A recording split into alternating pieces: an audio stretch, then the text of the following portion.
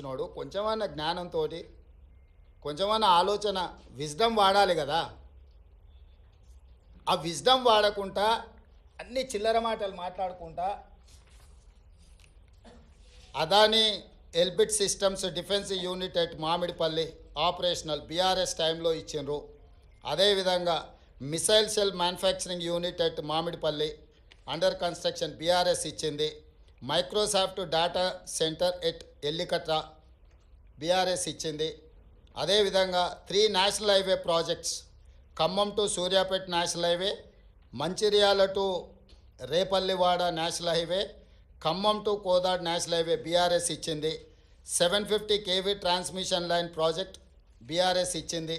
ఇన్ని ప్రాజెక్టులు బీఆర్ఎస్ ఇచ్చి ఈరోజు same counter drone manufacturing unit at Mamidipalli BRS ఇచ్చింది. ఇన్ని ప్రాజెక్టులు బీఆర్ఎస్ అదానికి ఇచ్చి అదానితో అంటగాగి అదాని దగ్గర కమిషన్లు మెక్కి నేను చేసిన ప్రయత్నం అదాని సిఎస్ఆర్ ఫండ్స్ నుంచి తెలంగాణ నిరుద్యోగ యువకుల కోసం వాళ్ళ భవిష్యత్తును నిర్మించడం కోసం ఆలోచన చేసి యంగ్ ఇండియా స్కిల్స్ యూనివర్సిటీకి లక్షలాది తెలంగాణ నిరుద్యోగ యువకులకు ప్రయోజనం చేకూర్చే విధంగా సిఎస్ఆర్ ఫండ్స్ కింద 100 కోట్లు తీసుకొస్తే అది రాష్ట్రానికి ప్రయోజనం.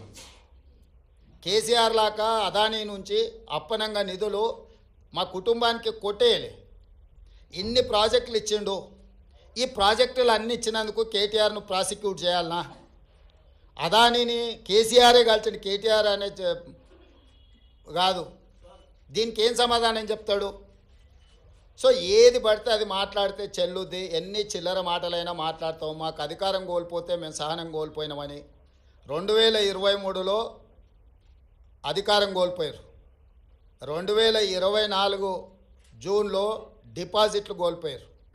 ఇప్పుడు మెదడు కూడా కోల్పోయారు టీఆర్ఎస్ వాళ్ళు. సో మెదడు కోల్పోయిన మాటలు మాట్లాడితే దానికి ఇంకా మనం ఏం సమాధానం చెప్తాం? రాహుల్ నువ్వు మాట్లాడు, నువ్వన్నా చెప్పాలి కదా కొంచెం అప్పుడప్పుడు.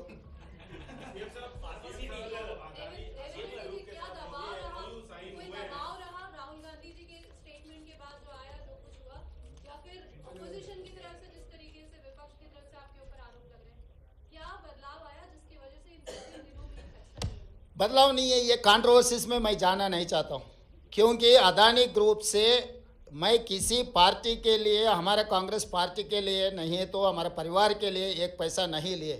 जो तेलंगाना राज्य सरकार ने जो कदम उठाया निरुद्योग युवता के लिए यंग इंडिया स्किल्स यूनिवर्सिटी, क्योंकि लाखों के युवता आज without any skill they are not getting any employment.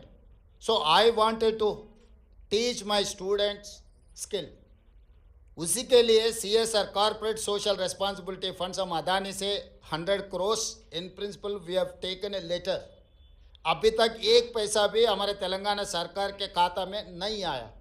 तो इसीलिए ये कंट्रोवर्सी में बगल के राज्य में कुछ करप्शन, बगल के देश में कुछ करप्शन, ये सब करप्शन के बारे में जब चर्चा हो रहे थे तब तेलंगाना के चर्चा मुझे अच्छा नहीं लगा, क्योंकि हम नियत से सरकार चला रहे, नियत से चलाने के लिए हम लोग कोशिश कर रहा है.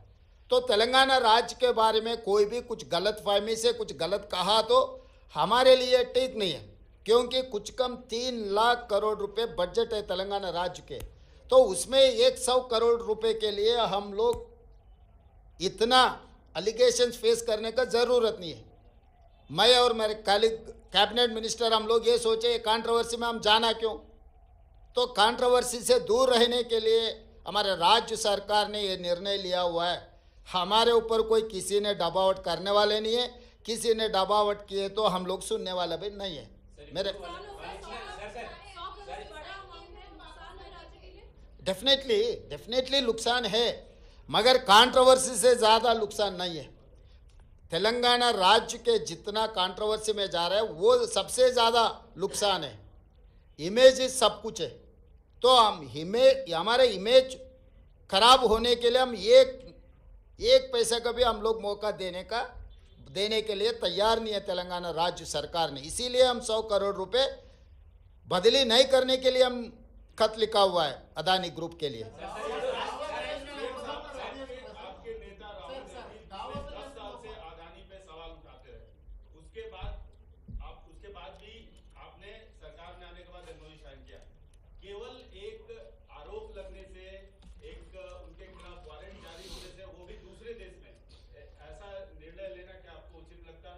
नहीं ये मैं इसी राहुल गांधी 10 साल से बोल रहे थे, उसके बावजूद आपकी भाई मीटिंग्स हुई हैं। 10 साल से जो मोदी जी ने out of the way Mumbai airport के लिए बारे में प्रस्ताव किया था राहुल जी ने, और बाकी के पब्लिक सेक्टर यूनिट जैसा मोदी जी ने अदानी जी को दिया हुआ है, उसके खिलाफ है। लेवल प्लेइंग फील्ड इक्वल दे तो कोई अदानी अंबानी या टाटा बिरला किसी के लिए कांग्रेस पार्टी खिलाफ नहीं है। Out of the way without any rule and regulation किसी के लिए बेनिफिट हो रहा है तो हर किसी को हम खिलाफ हमारा आवाज़ उठाएंगे। हमारे नेता लोकसभा के नेतृत्व में, उनके नेतृत्व में लोकसभा में भी आगे हम लोग ये मुद्दा उठाने वाले हैं कि जो अगेंस्ट रूल जो कुछ भी होता है उसके खिलाफ है। कोई किसी इन्वेस्टमेंट के लिए नहीं तो किसी फर्म के लिए, किसी कॉरपोरेट कंपनी के खिलाफ नहीं है हम लोग, क्योंकि हम लोग 50 साल के ऊपर हम सरकार चलाए, हम लोग लिबरलाइजेशन पॉलिसी लाए, हम लोग एमएनसी इन्वेस्टमेंट लाए इस देश में, तो हम लोग इन्वेस्टमेंट्स के खिलाफ नहीं है। जो रूल के खिलाफ जो कार्रवाई चल रहा है, रूल के खिलाफ जो इन्वेस्टमेंट दे रहा है, जो सरकार के प्रॉपर्टीज पल्ली बटानी जैसा दे रहा है, ऐसे मुफ्त में जो दे रहा है, उसके लिए खिलाफ है राहुल गांधी और कांग्रेस पार्टी। तो जब मेरा नेता जो आवाज़ उठाएंगे, मेरे नेता के साथ चलने का जिम्मेदारी मेरा है। इसीलिए मेरा नेता जो बात उठा रहा है, बार बार मेरे नेता राहुल गांधी जी ने जो कह रहा है, उनके साथ में कदम कदम चलाने का मेरा जिम्मेदारी है।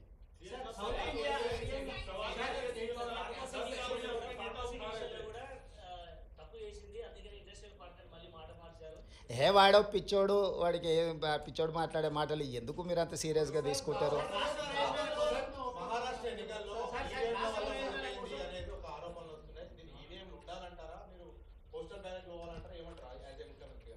నేను ముఖ్యమంత్రి కాదు, కాంగ్రెస్ పార్టీ విధానమే ఈవీఎం కాదు, బ్యాలెట్ మీద ఎన్నికలకు పోవాలని కాంగ్రెస్ పార్టీ విధానము. కాంగ్రెస్ పార్టీ కార్యకర్త నుంచి ఏఐసిసి అధ్యక్షుడి వరకు ఈ దేశంలో జరిగే ఎన్నికలు బ్యాలెట్ పేపర్ ద్వారా జరగాలనేది మా పార్టీ విధానము. ఎవరమైనా ఆ విధానానికి కట్టుబడి ఉంటాం, అది మా పార్టీ విధానం.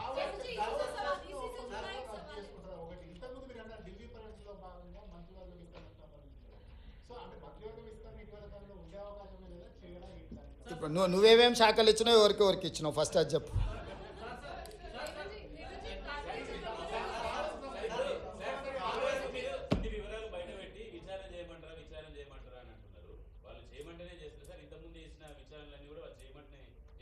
వాళ్ళు అడిగితేనే చేసినాం కదా, అసెంబ్లీలో వాళ్ళే అడిగినారు కదా, విచారణ చేయండి మీకు దమ్ము ఉంటాయని వాళ్ళు సవాల్ విసిరినందుకే కదా.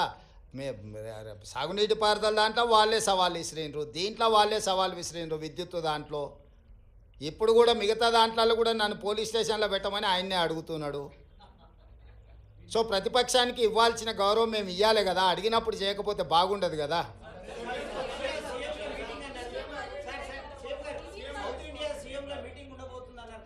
ఇప్పటికాడికైతే దీనికి మహారాష్ట్ర ఓటమి మీద మాట్లాడుతూ కేంద్ర మంత్రి కిషన్ రెడ్డి ఇక్కడ జనాలు నమ్మలేదు, మహారాష్ట్రలో కూడా కాంగ్రెస్ హామీలను నమ్మలేదు కాబట్టి ఇన్ని రోజులు తిరిగిన పైసలు వేస్ట్ అయిపోయినాయి, తిరిగిన పెట్రోల్ వేస్ట్ అయిపోయిందని చెప్పి వాళ్ళు.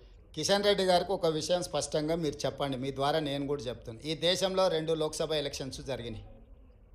లోక్సభ ఎలక్షన్లు అనేటివి ప్రధానమంత్రికి సంబంధించిన ఎన్నికలు. ఒకటి కేరళ వాయనాడ్లో ప్రియాంక గాంధీ, 2 నాందేడ్లో మహారాష్ట్ర. మహారాష్ట్ర మేము గెలిచినామని గొప్పలు చెప్పుకొని జబ్బలు జరుచుకుంటున్నాడు కిషన్ రెడ్డి అక్కడ. ఈ 2 పార్లమెంట్లల్లో నరేంద్ర మోడీని ఓడించి అక్కడి ప్రజలు రాహుల్ గాంధీ నాయకత్వాన్ని, మల్లికార్జున్ ఖర్గే నాయకత్వాన్ని బలపరిచినరు. మహారాష్ట్రలో రాష్ట్ర ప్రభుత్వానికి సంబంధించిన ఓటు మహాయుతికి వేసిండ్రు, కేంద్ర ప్రభుత్వానికి సంబంధించిన ఓటు రాహుల్ గాంధీకి వేసారు. అన్ని అసెంబ్లీలు ఓడిపోయినా నాందేడ్ పార్లమెంట్లో రవీంద్ర చౌహాన్ కాంగ్రెస్ పార్టీ గెలిచింది. దీన్ని బట్టి నరేంద్ర మోడీ నాయకత్వాన్ని, ఆ మంత్రివర్గంలో పనిచేస్తున్న కిషన్ రెడ్డిని చీదరించుకున్నారు, చీకొట్టిరు మహారాష్ట్ర ప్రజలు. కేరళలో రాహుల్ గాంధీ గారికి వచ్చిన మెజారిటీ కంటే ప్రియాంక గాంధీ గారికి ఎక్కువ మెజారిటీ వచ్చింది. ఓటింగ్ పర్సంటేజ్ రాహుల్ గాంధీ గారు పోటీ చేసినప్పుడు 75%, ప్రియాంక గాంధీ గారు పోటీ చేసినప్పుడు 65%. రాహుల్ గాంధీ గారికి 3,64,000 మెజారిటీ వస్తే ప్రియాంక గాంధీ గారికి 4,10,000 మెజారిటీ వచ్చింది.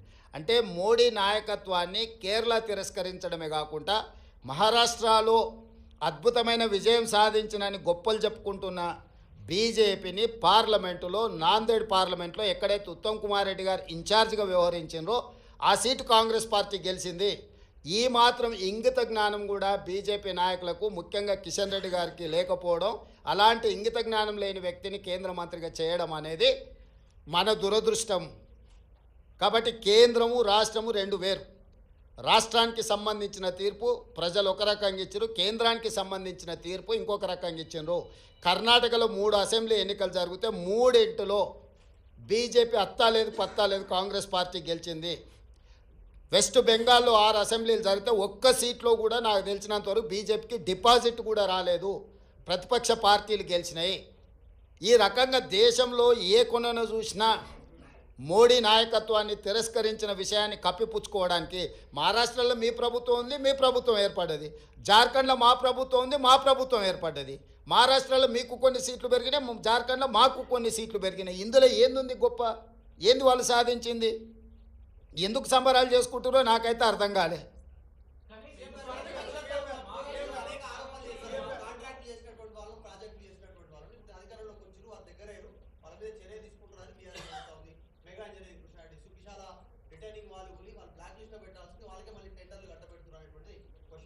అవును, అంతకుముందు వాళ్ళు టీవీ 9